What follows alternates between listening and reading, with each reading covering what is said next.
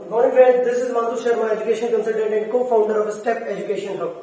और आज से हम एक नई सीरीज स्टार्ट करने वाले हैं जो कि क्लास 10 के साइंस के लिए और मैथ्स के लिए स्टार्ट है।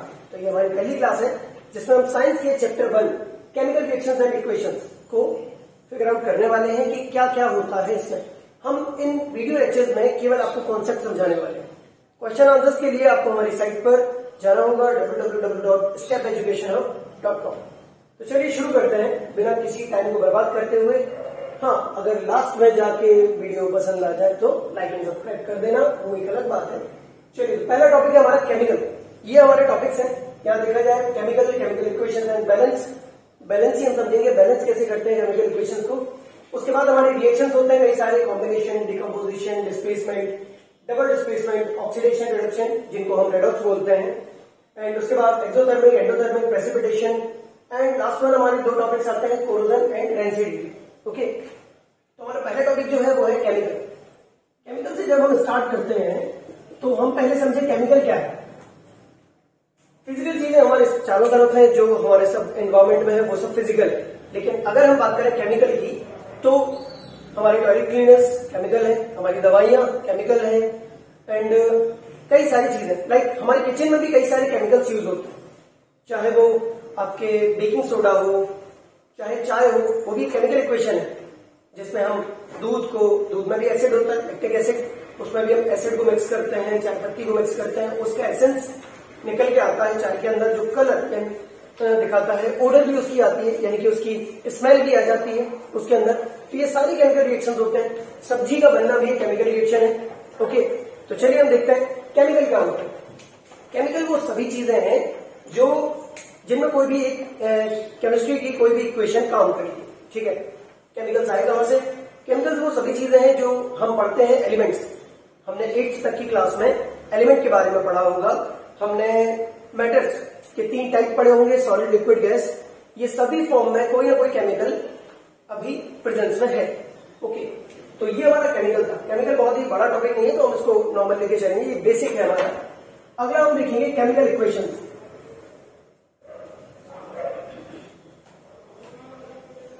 केमिकल इक्वेशंस की अगर बात करें तो ये सब बने हुए हैं सिंबल से। सिंबल यानी कि लाइक आयरन को हम Fe कहते हैं। क्यों? क्योंकि आयरन का लैटिन लैंग्वेज में नाम क्या होता है? फेरम, और फेरम से बना हुआ है Fe। लाइक हम गोल्ड का नाम लें अगर, तो गोल्ड का जो सिंबल है वो Au होता है। और Au क्यों होगा? बिकॉज इसका लैटिन लैंग्वेज में नाम ऑरम होता है। ओके, तो इस वजह से ऐसे ही कई सारे नाम हैं और जल्दी ही हम इसके बारे में बुक भी रिलीज करने वाले हैं, अप्रॉक्स 1 to 2 मंथ, जिसमें ये सारी चीजें आपको डिटेल में बताई जाएंगी। ओके, सो अब हम समझेंगे एक बैलेंस केमिकल इक्वेशन। तो लाइक एक एग्जांपल मैं चाहूंगा, स्टूडेंट्स हैं मेरे पास, तो मैं उनसे बोलूंगा कि कोई भी एक इक्वेशन को बताएं और उससे मैं आगे उसको फिगर आउट करूं। लाइक हमें अब करना है बैलेंस केमिकल इक्वेशन को समझना है हमें, यानी कि इनके जो मॉलिक्यूल्स हैं वो हमें फिगर आउट करने होंगे। सबसे पहले तो हम एक छोटा सा एग्जांपल लेते हैं, hydrogen H2 plus oxygen O2। Hydrogen और ऑक्सीजन दोनों से मिलकर बनता क्या है? पानी बनता है, सभी को पता है। और पानी का फॉर्मूला होता है H2O। लेकिन यहां पर कहीं ना कहीं बैलेंस, दोनों के साथ में समझौता नहीं हो रहा, दोनों के साथ में न्याय नहीं हो रहा है। तो अब हम न्याय करते हैं। हाइड्रोजन के 2 मॉलिक्यूल्स हैं H2, ऑक्सीजन के भी 2 मॉलिक्यूल्स हैं, लेकिन यहां पर तो एक है। तो ये कहीं ना कहीं थोड़ा सा गलत है, और इसी गलत चीज को सही करने को हम बैलेंस केमिकल इक्वेशन बोलते हैं। ओके, अभी एक छोटा सा एग्जांपल लिया है, अभी हम धीरे धीरे करके एक बड़ा एग्जांपल भी लेंगे। ओके, सो फिगर आउट करें। हाइड्रोजन के 2 मॉलिक्यूल्स हैं, ऑक्सीजन के भी 1 मॉलिक्यूल है, लेकिन यहां तो 2 है। तो हमें दोनों को LHS and RHS, left hand side और राइट हैंड साइड को हमें इक्वल करना होगा। इसके लिए हम क्या करेंगे कि इसमें नीचे 2 नहीं लगा पाएंगे आप। अगर आप सोचें कि आप यहां पर 2 लिख दें तो ये गलत होता है, ये नियम के विरुद्ध है, आप ऐसा नहीं कर पाएंगे। तो इसके लिए आपको क्या करना पड़ेगा, ये जो 2 है वो आपको यहां लगाना पड़ेगा। ओके, और ये जो 2 आप आगे लगाएंगे उसकी वजह से हाइड्रोजन के 2 2 4 मॉलिक्यूल्स हो जाएंगे। ऑक्सीजन तो इक्वल हो गया, ऑक्सीजन के 2 मॉलिक्यूल्स हो गए। अब आप क्या करेंगे इसके लिए कि यहां पर हाइड्रोजन के 4 मॉलिक्यूल्स हो गए, तो हम यहां पर 4 नहीं कर सकते, मल्टीप्लाई 2 नहीं कर सकते, तो हमें यहां पर भी 2 करना होगा। अब हम अगर काउंट करें तो हाइड्रोजन की 2 2 जा 4, ये हम एक टेबल बना लेते हैं। हम इसमें LHS और इसमें RHS के मॉलिक्यूल्स काउंट करते हैं। यहाँ हाइड्रोजन, यहाँ ऑक्सीजन। हाइड्रोजन के LHS में है कितने मॉलिक्यूल? 4 मॉलिक्यूल्स। 2 2 जा 4, यहाँ भी हो गए 4 मॉलिक्यूल्स। ओके, अब इसके बाद ऑक्सीजन के यहाँ 2 मॉलिक्यूल्स हैं और यहाँ भी 2 ऑक्सीजन, तो हो गया कितना? 2 मॉलिक्यूल्स। यानी कि ये जो इक्वेशन हुआ हमारा वो बैलेंस हो गया। ओके, अगला टॉपिक हमारे रिएक्शंस का कि कौन कौन सी केमिकल रिएक्शंस होते हैं। तो हम यहां पर फिगर आउट करेंगे केमिकल रिएक्शंस।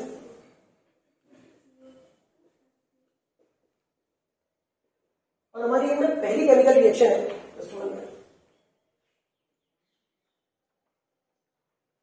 पहली हमारी केमिकल रिएक्शन जो है वो है हमारी कॉम्बिनेशन रिएक्शन।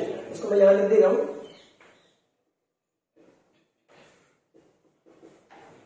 कॉम्बिनेशन रिएक्शन के बारे में अब आपको एक डेफिनेशन और एक एग्जांपल को लेके चलते हैं स्टूडेंट के थ्रू। प्लीज अंशिका, ये डेफिनेशन में आपको नीचे दे दूंगा। ओके, सो इसकी आप मुझे बताइए एक एग्जांपल दो। C+O2 equal CO2। C+O2 equal CO2। Okay, सो ये वाला एग्जांपल हमें बताया गया। ठीक है, इसमें क्या हो रहा है? कॉम्बिनेशन।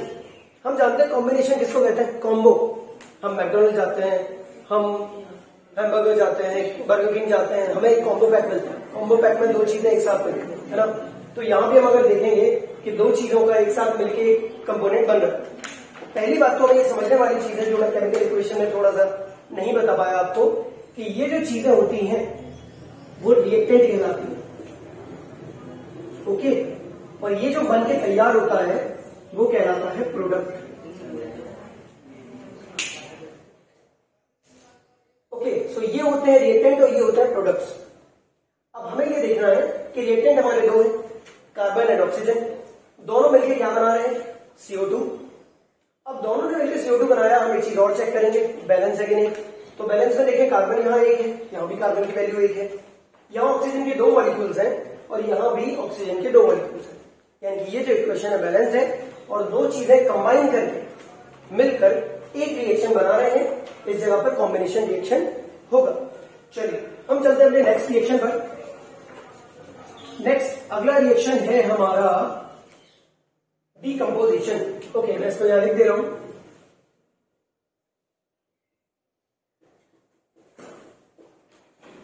डीकंपोजिशन। अच्छा, इसकी डेफिनेशन बताएंगे नैतिक, प्लीज बताइए। A reaction in which a single reactant break down to give simpler product is called decomposition। Okay, इसका एक एग्जांपल भी लेके चलेंगे हम। ये जो भी डेफिनेशन आ रही है नीचे आपको देता जा रहा हूं। एग्जांपल बताइए। CaCO3 equal CO2 CaO plus CO2। Okay, ये CO0 नहीं होता है, ये CaO होता है। ओके, सो CaCO3। अच्छा, इसको बोलते क्या है? 1 मिनट, इसको बोलते क्या है? CaCO3 को लाइमस्टोन। ओके, अच्छा, इसका केमिकल नेम क्या होगा बताइए? Calcium carbonate.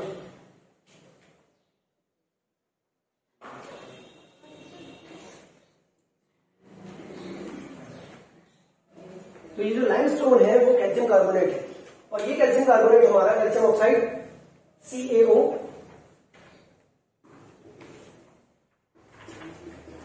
और कार्बन डाइऑक्साइड, ये तो आपको बताइए, ये कार्बन डाइऑक्साइड में दोनों में अलग अलग हो रहा है। ओके, तो यहां अगर देखा जाए कैल्शियम कार्बोनेट, ये कार्बन कैल्शियम ऑक्साइड और CO2 में अलग अलग हो रहा है। ठीक है, समझ गया। ये होता कैसे है? जिन लोगों के घर में एक हमने देखा होगा सफेदी टाइप की, कलई बोलते हैं जिसको आम भाषा में,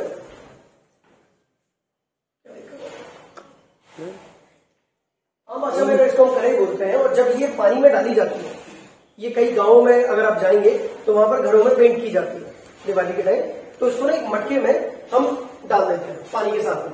तो क्या होता है कि ये जो है इनमें से कैल्शियम ऑक्साइड अलग अलग हो जाता है। ठीक है, और उसमें से फिर क्या होगा? कार्बन डाइऑक्साइड गैस बाहर निकलती है। अगर आप उस पोजीशन में उस मटके को टच करके देखेंगे तो बहुत गर्म हो जाता है। और जहां गर्मी हो रही हो वहां पर कार्बन डाइऑक्साइड हो सकती है। ओके, ये हर जगह पॉसिबल नहीं है बट वहां पर ऐसा होता है।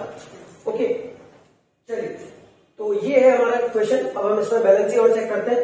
कैल्शियम सी एक ही मॉलिक्यूल है, कार्बन एक बार है, कार्बन एक बार है। अब यहाँ पर ऑक्सीजन की 3 मॉलिक्यूल है, वहां पर है क्या? ऑक्सीजन के यहाँ पर 2 मॉलिक्यूल है और एक ये वाला है, टोटल मिला के 3 हो गए, यानी कि ये जो इक्वेशन है वो ऑलरेडी बैलेंस्ड है। ओके, चलो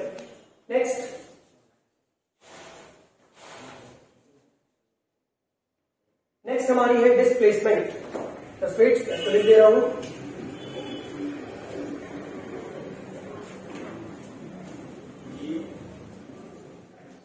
डिस्प्लेसमेंट को बताएंगी। अच्छा रक्षा आप बताइए।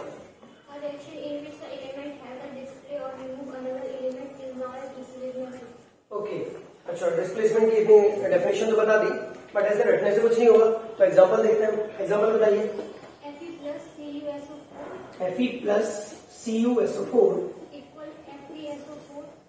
Equal FeSO4 plus Cu। Okay, तो अगर हम इस चीज को देखते हैं तो हमें देखने को मिलेगा कि कोई एक आया और दूसरे को डिस्प्लेस करके और चला गया। अगर इसको पढ़ी लिखी भाषा में समझो तो ये कह रहा है कि Fe ने जब CuSO4 के साथ रिएक्ट करना चाहा तो Fe चला गया SO4 के साथ और Cu को उठा के बाहर कर दिया। ठीक है, जस्ट लाइक आपकी किसी से फ्रेंडशिप है, ठीक है, आपको कोई और फ्रेंड आया और उसका क्लोज फ्रेंड हो गया और आपको साइड में कर दिया। ठीक है, तो लाइक CuSO4 आपका फ्रेंड है, ठीक है, ये Cu आप हो, ये SO4 आपका फ्रेंड है और एक Fe आया। कुछ दिन के बाद Fe और SO4 का अच्छा खासा व्यवहार हो गया और आप हो गए बाहर, डिस्प्लेस। ओके, समझ गए? एग्जाम्पल बड़े वाले नहीं दे रहा। ओके, अच्छा Fe को क्या बोलेंगे? ये तो आयरन है। ये CuSO4 क्या होगा? ये CuSO4 होगा हमारा कॉपर सल्फेट।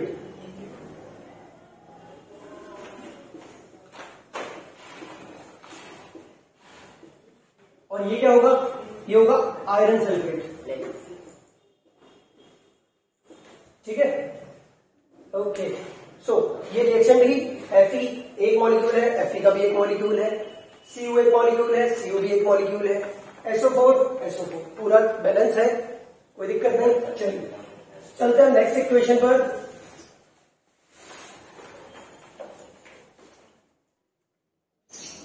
अगला है आपका डबल डिस्प्लेसमेंट। ठीक है, डबल डिस्प्लेसमेंट। इस रिएक्शन के अंदर क्या होगा, कौन बताएगा? बताइए, नव्या बताएंगे।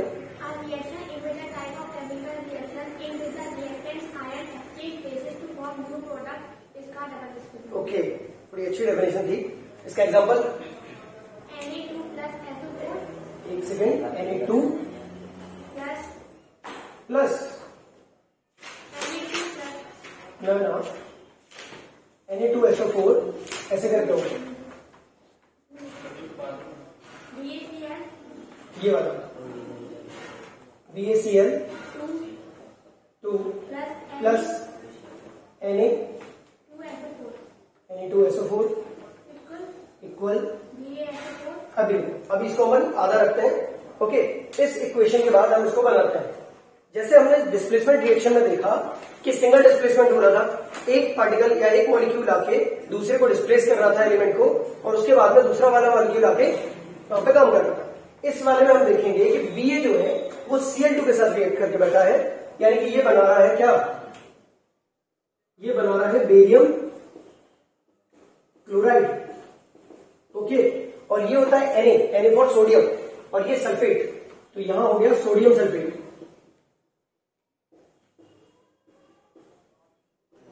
अब जब हम करेंगे डबल डिस्प्लेसमेंट, यानी कि ये उसकी ले जाए, वो उसकी ले जाए, तो ऐसी कंडीशन में क्या होगा कि Ba जो है, यानी कि जो Ba है वो SO4 को ले जाए और Cl2 चला जाए Na2 के साथ।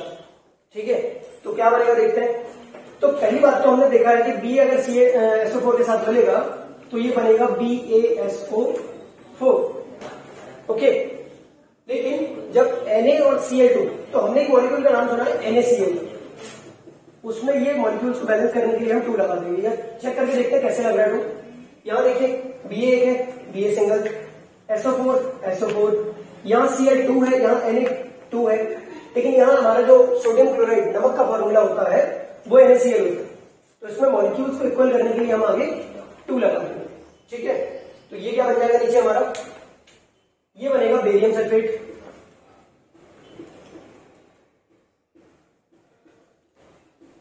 और ये बन जाएगा sodium chloride. Okay, got it. चलिए, ओके, सो नेक्स्ट हेडिंग है हमारी ऑक्सीडेशन और रिडक्शन को हम साथ में समझेंगे। ओके, देखिए ऑक्सीडेशन और यहां आता है रिडक्शन। पहली बात तो इन दोनों की डेफिनेशन के अकॉर्डिंग अगर समझें तो मैं इनकी डेफिनेशन अब आपको नहीं बताऊंगा, लेकिन पहले आप डेफिनेशन को कायदे से समझिए। या चलिए सुन लेते हैं, प्लीज डेफिनेशन बताइए। Oxidation is the loss of electron, gain of oxygen और loss of hydrogen. Okay, and reduction? Reduction is the gain of electron, loss of oxygen और गेन ऑफ हाइड्रोजन। हमने 3 चीजों के बारे में सुना इसमें। Number first oxygen, number 2 hydrogen और नंबर 3 इलेक्ट्रॉन्स। इन तीनों पे बेस्ड इसकी डेफिनेशन।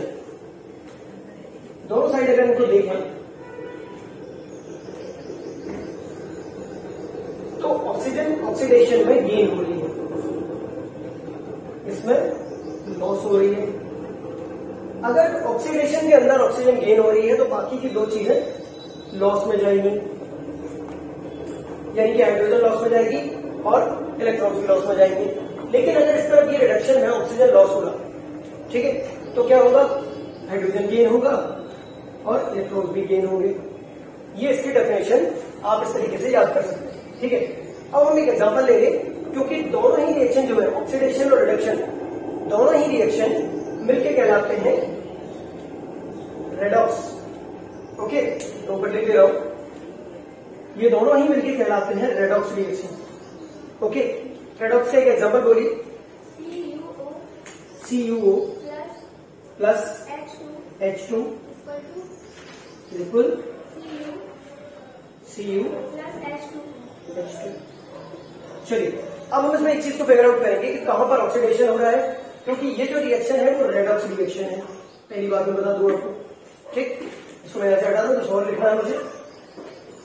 हाइड्रोजन के अंदर आप देखोगे ऑक्सीजन ऐड हो गया, ऑक्सीजन जब गेन हो गया तो क्या कहलाएगा, ऑक्सीडेशन। तो ये कहलाएगा ऑक्सीडेशन। और यहां पर आप देखेंगे CuO यानी कॉपर ऑक्साइड के साथ में केवल ऑक्सीजन तो हट गया, कॉपर अकेला बचा, तो यहां पर ये कहलाएगा रिडक्शन। ओके, तो ये हुआ इसके साथ कि जहां पर ऑक्सीजन गेन हुआ, हाइड्रोजन को ऑक्सीजन मिला, तो ये कहलाया वाटर बन गया, ऑक्सीडेशन कहलाया। और जब कॉपर ऑक्साइड का कॉपर एक बचा और ऑक्सीजन चला गया, यानी कि ऑक्सीजन लॉस हो गया, तो वहां पर कहलाया रिडक्शन। और ये पूरी प्रोसेस एक साथ जब हो जाए तो कहलाती है रेडॉक्स रिएक्शन। ओके, ये समझ आया होगा आप सभी को। अगली चलते हैं एक्सोथर्मिक।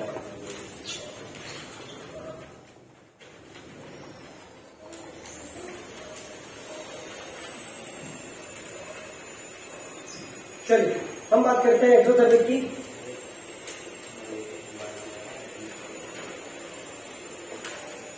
एक्सोथर्मिक और एक और रिएक्शन है एंडोथर्मिक। हम दोनों को एक साथ समझेंगे।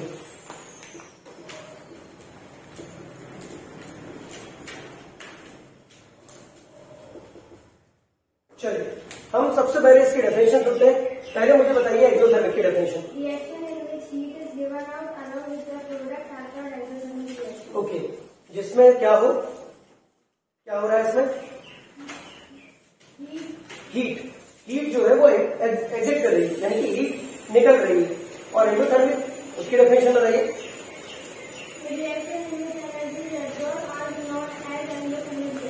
ओके, तो इसके अंदर हीट जो है वो एब्जॉर्ब हो रही है, यानी एंटर कर रही है। अब ये याद कैसे रहेगा, तो यहां देखिए EX और यहां EN के फॉर्मूले से स्पेलिंग बनती है एंटर की, और EX के फॉर्मूले से बनती है एग्जिट की। यानी कि अगर आपकी हीट किसी भी रिएक्शन में एग्जिट कर जाए तो एक्सोथर्मिक और अगर एंटर कर जाए तो एंडोथर्मिक। ठीक है, एंटर कैसे करेगी, कोई चीज अब्सॉर्ब कर लेगी हीट को, और एग्जिट कैसे करेगी, हीट वेपर बन के उड़ जाएगी। ठीक है, तो ये चीजें होती हैं। इनका एक फॉर्मूला मुझे बता दो,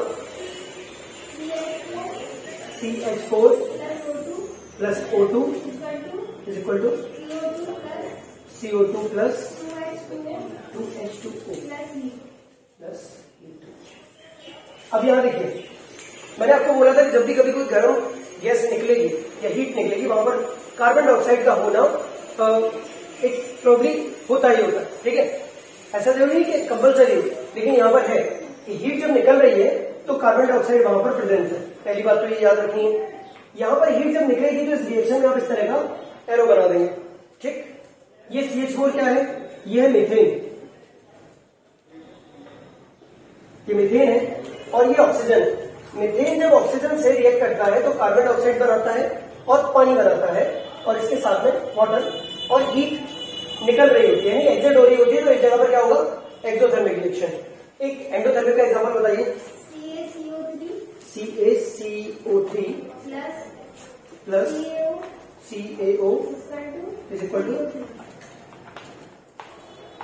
नहीं एक सेकेंड, थोड़ा सा थोड़ा,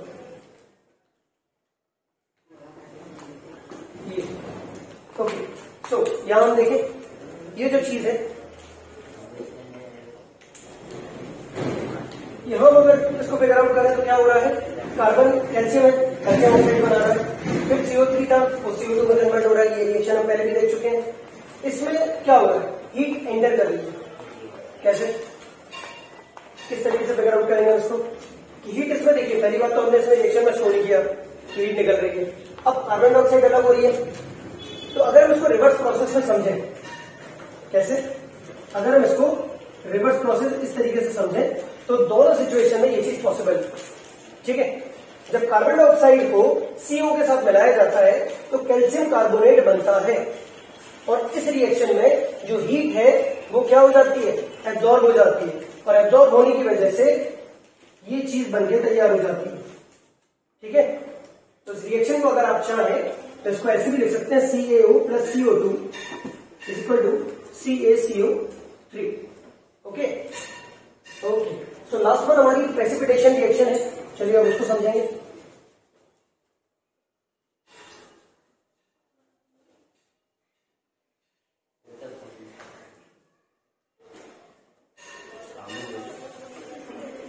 चलिए, तो लास्ट हम प्रेसिपिटेशन रिएक्शन समझेंगे। ओके, बताइए, कोई भी बता सकता है, आप बताइए प्रेसिपिटेशन रिएक्शन, कोई भी बताता है। A chemical occurring in a, चलो छोड़ो, मैं बताता हूँ। डेफिनेशन मैंने आपके सामने दे दी है, वो आप देख लीजिएगा। प्रेसिपिटेशन रिएक्शन को एक एग्जांपल के द्वारा समझें।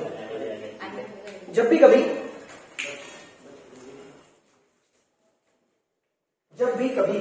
क्या, जब भी कभी ये कि मान के चलिए मैंने एक टेस्ट ट्यूब बना दिया। ओके, ये टेस्ट ट्यूब है, मान के चलिए इसके अंदर कोई लिक्विड भरा हुआ है। ओके, इस लिक्विड में मैंने बाहर से कुछ मिलाया।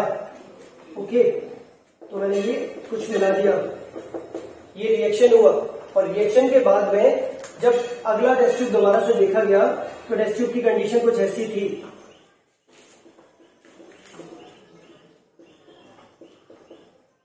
लेकिन उसमें एक चीज बढ़ गई, क्या, कि नीचे साइड में कुछ ना कुछ इकट्ठा हो गया। ये क्या कहलाएगा, यही जो इकट्ठा हुआ है वो प्रेसिपिटेट कहलाएगा। ओके, यानी कि जब किसी रिएक्शन में कोई ठोस यानी कि कोई सॉलिड चीज बाद में रह जाए तो वो प्रेसिपिटेट कहलाती है। ठीक है, और ये इस तरह की सारी रिएक्शन क्या कहलाती हैं, प्रेसिपिटेशन रिएक्शन। लाइक हम अपने घर के दूध का एग्जांपल ले लें। दूध से हम जब दही बनाते हैं तो दही में आपने देखा होगा कि एक क्वेश्चन भी है आपके एनसीईआरटी में कि जब एक मिल्कमैन होता है जो पीएच वैल्यू 6 को बेकिंग सोडा ऐड करके मिल्क का पीएच वैल्यू 6 होता है। ठीक है, pH 6 होता है। इस 6 को वो बेकिंग सोडा उसमें ऐड क्या किया, बेकिंग सोडा ऐड करके और इसको बेसिक कर लेते हैं, ठीक है। और ऐड करने के बाद में फिर अपन से बोला जाता है कि अगर आप उसको कर्ड बनाओगे, दही बनाओगे तो क्या होगा। तो एक बात बताइए, दही का बेसिक नेचर होता है यानी कि वो खट्टा होता है, ठीक है। और हमें उसको दोबारा से एसिडिक फॉर्म में लाना है, तो उसके लिए हम क्या करेंगे, उसमें कोई भी साइट्रिक एसिड मिला देंगे या कोई भी एक ऐसी चीज जिससे वो दूध फट जाए। उसके बाद हम क्या करेंगे, उसका दही बनाने के लिए उसको तैयार करेंगे। लेकिन ये कंटेनर में अगर आप दही बनाते हो तो आप देखोगे कि इस कंटेनर में दही की वैल्यू तो होगी, दही तो आपका पीस बाई पीस आ जाएगा, जो कर्ड है वो आ जाएगा, लेकिन कुछ ना कुछ लिक्विड फॉर्म में भी बचेगा। हम कहते हैं कि दूध का जो मटेरियल है वो अलग हो गया और एक पानी जो था वो अलग रह गया। लेकिन ऐसा है कि जब भी हम ये मिल्क जो एसिडिक फॉर्म में है, बेकिंग सोडा जो बेसिक फॉर्म में है, हम इनका रिएक्शन जब करेंगे तो इस रिएक्शन को ध्यान रखना है आपको कि एसिड को जब बेस के साथ ऐड करते हैं तो क्या बनता है, एसिड को जब बेस के साथ ऐड करते हैं तो हमेशा वाटर और NaCl यानी कि सोडियम क्लोराइड ये बनते ही बनते हैं, चाहे बहुत ही कम लेस पोजीशन में बने, बट ये बनना ही बनना है। ओके, तो इनको देखें जरा कि एसिड प्लस बेस दोनों ऐड हो रहे हैं, एसिड प्लस बेस दोनों ऐड हो रहे हैं। बाद में ये जो पानी बचा हुआ है ना, इस पानी को अगर आप टेस्ट करके देखोगे हल्का सा नमकीन होगा। क्यों? बिकॉज उसमें NaCl की वैल्यू प्रेजेंस है। ओके, तो ये इस तरीके से अगर बाद में जो चीज बच रही है, हमने रिएक्शन करवाया, प्रेसिपिटेट के फॉर्म में दही हो गया और बाद में जो लिक्विड बचा, ये जो ऊपर है वो लिक्विड फॉर्म में हो गया, उस लिक्विड के अंदर वाटर प्लस NaCl दोनों प्रेजेंस करते हैं। तो इसी के साथ हमारी ये सारी रिएक्शन कंप्लीट होते हैं। ओके, अब हम आते हैं अगली हेडिंग पे। ओके, सो लास्ट टॉपिक जो हमारे बचे हुए हैं वो है कोरोजन और एक बचा हुआ है रेंसिडिटी। ओके, तो सबसे पहले हम समझेंगे कोरोजन क्या है। कोरोजन को हिंदी में संक्षारण बोलते हैं, लिख दे रहा हूं मैं, आप समझेंगे इस चीज को। आपकी एनसीईआरटी की बुक में कोरोजन को बहुत ही सिंपल तरीके से कुछ लाइन्स में समझा दिया गया है। कोरोजन को आप ऐसे समझो कि लोहे की कोई भी चीज है, ठीक है, और इन चीजों में जब जंग लग जाती है, ठीक है, अब ये हम नहीं जानते कि लोहे की चीजों में जो जंग लग रही है, कुछ भी है, ये सारा कुछ इस वजह से क्या होगा, लाइक मान के चलते हैं एक रॉड है, ठीक है, इस पे जब ह्यूमिडिटी यानी कि पानी और ऑक्सीजन रिएक्ट करती है मिलकर, तो क्या होता है कि यहां पर जंग की एक परत चढ़ जाती है, ठीक है। और जब ये जंग की परत रस्टिंग जो होती है, जब ये चढ़ जाएगी और इसको हटाने के लिए हम क्या करते हैं कि हम एक अपनी भाषा में जो भी आप बोलते हो, ठीक है, इसमें पेपर होता है, वो हटाने के लिए या रेतमाल पेपर बोलते हैं जिसको, वो पेपर का यूज करके हम इसको पूरा साफ कर देते हैं। ये हर साल आप लोग जब गर्मियां स्टार्ट होती हैं, कूलर को दोबारा से घिस के पूरा सा बढ़िया पेंट करके सब करते हैं, तो ऐसे ही जिनके लोहे के कूलर होते हैं वो, ठीक है। तो ये जो एक लोहे की रॉड थी, हमने इसमें रस्टिंग थी, रस्टिंग को साफ कर दिया, साफ करने के बाद में इसको बचाने के लिए क्या करते हैं, पेंट करते हैं। तो हम इसमें क्या करेंगे, पेंट अप्लाई करेंगे। तो बस कोरोजन का प्रोसेस बस इतना सा ही है कि कोरोजन यानी कि किसी भी मेटल में किसी ऑक्साइड की, यानी क्या हुआ, ऑक्सीजन जो आ रहा है, किसी ऑक्साइड की एक लेयर जम जाना, एक परत चढ़ जाना ही कोरोजन कहलाता है। कोरोजन के बाद हम इसको साफ करने के लिए, इसको प्रिवेंट करने के लिए, इसको प्रिवेंट करने के लिए क्या करेंगे, या तो कई सारी प्रोसेसेस होती हैं। हम जो नॉर्मल प्रोसेस अप्लाई करते हैं वो है पेंट करना, ठीक है। तो पेंट करने की प्रोसेस हम कैसे अप्लाई करेंगे कि हम इस पर पहले तो कोई प्राइमर कर देते हैं, प्राइमर के जस्ट बाद हम इसको पेंट कर देते हैं। पेंट करने की वजह से ये जो चीज है, जो मेटल की चीज है, वो सालों तक खराब नहीं होती। सालों का मीन्स 10 साल 12 साल तो नहीं, लेकिन 3-4 साल तक वो खराब नहीं होती है। ओके, तो ये आपका कोरोजन का प्रोसेस है। और अब हम बात करते हैं अगले टॉपिक की, यहीं से स्टार्ट कर देते हैं। अगला टॉपिक हमारा रेंसिडिटी। रेंसिडिटी के टॉपिक को हम थोड़ा इसकी हिंदी भी समझें, क्योंकि आप हिंदी से काफी कुछ समझ जाएंगे। हिंदी में इसको बोलते हैं विकृत गंधिता। ओके, अब विकृत गंधिता के बारे में अगर समझें तो विकृत यानी कि चीजों का बेकार हो जाना, बिगड़ जाना, गंधता मतलब गंध आ जाना, गंध मतलब एक बेकार सी स्मेल आ जाना। तो जब भी हम कभी इसका सीधा एग्जांपल लीजिए, एग्जांपल में लेते हैं इसको फूड आइटम्स, घर में रखे हुए कोई भी फूड आइटम्स हो, अगर वो बेकार हो जाए तो उनमें से एक स्मेल आने लगती है, बेकार स्मेल आने लगती है। इसी को हम कहते हैं गंधा आना, ठीक है। और इसी को हम कहेंगे विकृत गंधता। आपने देखा होगा रोटी को देखा, रोटी का शेप बिगड़ जाता है, टाइट हो जाती है, प्लस उस पर कभी कभी आपने देखा होगा फंडाई या जिसे हम फफूंद कहते हैं वो जम जाती है, ऊपर व्हाइट कलर के रेशे टाइप के आ जाते हैं। कभी कभी गर्मियों के सीजन में आप कहीं जाते हैं और ट्रेन में जा रहे हैं, ट्रेवल कर रहे हैं कहीं, आपने पूरी सब्जी बना के लेके गए हो, बाद में जाके देखा तो पूरी सर्दियों में स्मेल करने लगती है। बाद में जब आप उनको तोड़ के देखते हो तो उनमें बीच में धागे से निकलते हैं। ये ट्राई करके देखना अपने घर में कि अगर कभी आप कहीं ट्रेवल करने जा रहे हो, पूड़ियों में कोई खाने की चीज में गलत टेस्ट आ रहा है, आप उसको तोड़ के देखोगे तो उसमें हल्के हल्के रेसे से बनेंगे। वो रेसे उस जगह पर विकृत गंधता यानी रेंसिडिटी का ही कारण है। ओके, तो ये फूड का बेकार हो जाना रेंसिडिटी कहलाएगा। इसके साथ टॉपिक हमारा खत्म होता है पहले चैप्टर का, जिसका नाम था केमिकल रिएक्शन एंड इक्वेशन। हमने क्या क्या पढ़ा है, एक क्विक रिवीजन कर लेते हैं। सबसे पहले हमने केमिकल के बारे में पढ़ा। केमिकल्स क्या होते हैं? केमिकल्स वो सारी चीजें, metal, non metal, solid, liquid, gas के अंदर जितनी चीजें आती हैं वो सभी मेटल्स होते हैं। और मेटल के अंदर हम देखेंगे तो मेटल हो या कोई भी चीज हो, कोई गैस हो, कोई लिक्विड हो, सभी चीजें किसमें आएंगी?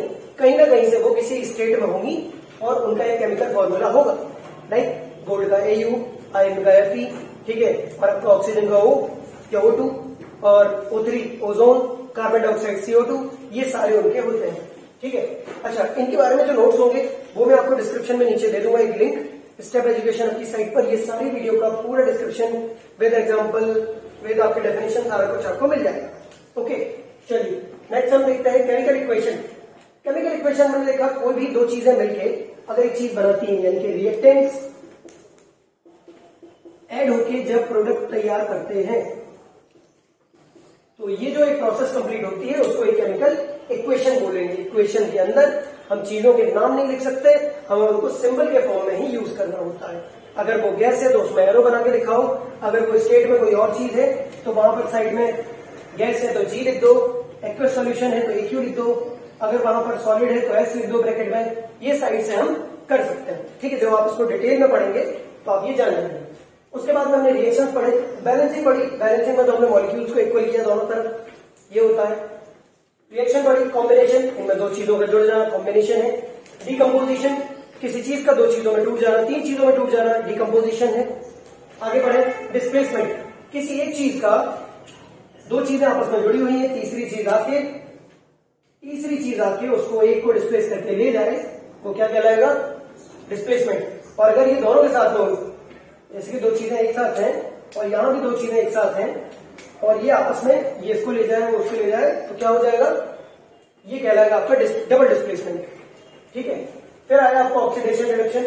ऑक्सीजन ऑक्सीडेशन में गेन हो रही है, ऑक्सीडेशन का नाम ही ऑक्सी, यानी कि इसमें ऑक्सीजन गेन हो रही है। बाकी की दो चीजें हाइड्रोजन इलेक्ट्रॉन लॉस हो रहे हैं। रिडक्शन का मतलब हम समझते हैं रिड्यूस होना। हमारा अभी कोविड में आप बहुत समझ गए होंगे, जिनको नहीं भी पता होगा रिड्यूस क्या होता है वो भी सीख गए होंगे रिड्यूस क्या होता है, क्योंकि सिलेबस रिड्यूस हुआ था तो सिलेबस से तो याद रहेगा रिड्यूस क्या होता है। रिड्यूस मतलब हट जाना, तो ऑक्सीजन जहां हट जाए, कम हो जाए, लॉस हो जाए, वहां पर रिडक्शन, और हाइड्रोजन और इलेक्ट्रॉन वहां पर गेन हो जाएंगे, ठीक है। इन दोनों की मिली भगत, यानी कि ये दोनों अगर एक साथ हो जाए तो रिडॉक्स कहलाता है। एक्सोथर्मिक, EX लगा हुआ है, एग्जिट हो रही हो अगर हीट तो एक्सोथर्मिक। एंडोथर्मिक होगी जिसमें हीट एंटर कर जाए, एब्जॉर्ब हो जाए, वहां पर एंडोथर्मिक। प्रेसिपिटेट, कोई भी केमिकल रिएक्शन हो, मान के चलिए इसको मिलाया और इनके मिलने के बाद में कोई केमिकल इक्वेशन बना, लेकिन लास्ट में कुछ एक एलिमेंट बचे, कुछ भी एक ठोस चीज बचे, एक सॉलिड बचे, तो वो क्या कहलाएगा? वो प्रेसिपिटेट कहलाएगा। और अगर किसी भी इक्वेशन के होने के बाद, रिएक्शन के होने के बाद क्या बचे? कोई भी एक प्रेसिपिटेट बचे, तो वही रिएक्शन प्रेसिपिटेशन रिएक्शन कहलाती है। ओके, ये एक रिएक्शन, एक इक्वेशन जो होगा वो कई सारे एग्जांपल दे सकता है आपको, ऐसा नहीं है कि नहीं दे सकता। उसके बाद में कोरोजन और एसिडिटी, ये तो मैंने अभी भी समझा है। कोरोजन का सीधा मतलब है किसी भी चीज पर जैसे आपने तांबा देखा होगा, तांबे का लोटा होगा आपके यहाँ पे पूजा का, तो उसमें कभी कभी आपने देखा होगा हरा पड़ जाता है। वो उसकी क्या हुई, वो उसके लिए एसिडिटी या कोरोजन हुआ। उसको साफ करने के लिए हम एक पाउडर आता है, कई जगह पर अलग अलग सिल्वर या गोल्डन वाला पाउडर आता है, ऐसा आप उसको घिस के उसको साफ कर देते हो, वो नए निकल आता है बर्तन। तो ये सारी चीजें कोरोजन में आएंगी। और खाने का खराब हो जाना, कोई भी फूड आइटम से उनमें स्मेल करने लगे गलत, या उनका शेप चेंज हो जाए, ठीक है, तो वो आता है आपका एसिडिटी का। इसी के साथ ये टॉपिक आपका खत्म होता है। अगर कोई भी डाउट रहे तो आप कमेंट सेक्शन में मुझे लिख सकते हैं। और इसके बाद ये वीडियो पसंद आए लाइक करिए, सब्सक्राइब करिए। Thank you.